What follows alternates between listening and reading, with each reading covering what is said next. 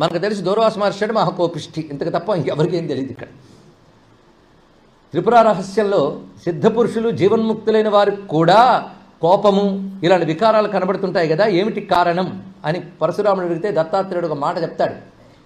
వాళ్ళు ఒకానొక ప్రారంధ విశేషం చేత వాళ్ళ గుణాన్ని కలిగి ఉంటారే కానీ వాళ్ళ గుణాన్ని సహజంగా స్వీకరించారు కనుక జీవన్ముక్తులలో కూడా ఈ గుణాలు కనబడినంత మాత్రం దోషం అనరాదు అంటూ దుర్వాసుల వారిని ఉదాహరణ చెప్తూ ఆయన క్రోధభట్టార్కుడని పేరుంది ఆయనకి. కానీ ఆయన క్రోధము ఒక జగత్క్షేమం కోసమే వచ్చినది. ఎందుకంటే ఆయన ఉద్భవించబోతూ ఉన్నప్పుడు అనసూయమ్మపై ఒక ప్రయోగం చేశారట దుర్మార్గులు. అప్పుడు ఆ ప్రయోగం చేసిన వారిని శిక్షించడానికి రుద్ర తేజస్సు వారిపై ఆగ్రహంగా వ్యక్తమవుతూ వచ్చిందట. అలాంటి ఆగ్రహంగా వ్యక్తమైనప్పుడు ఆ దుష్టశక్తుల్ని దురుమాడుతూ వచ్చింది, రావడమే రుద్ర తేజస్సు.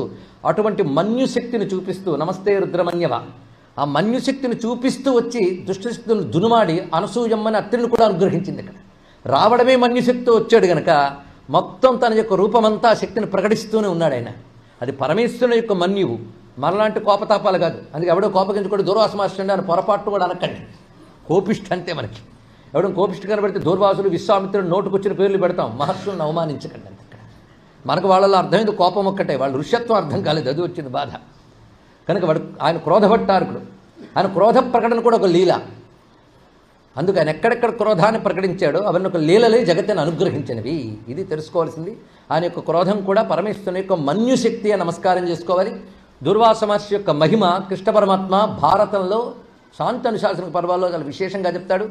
చివరికి దుర్వాస మహర్షిని పల్లకిపై కూర్చోబెట్టి రుక్మిణి కృష్ణ పరమాత్మ ఇద్దరు కలిసి మోస్తారండి.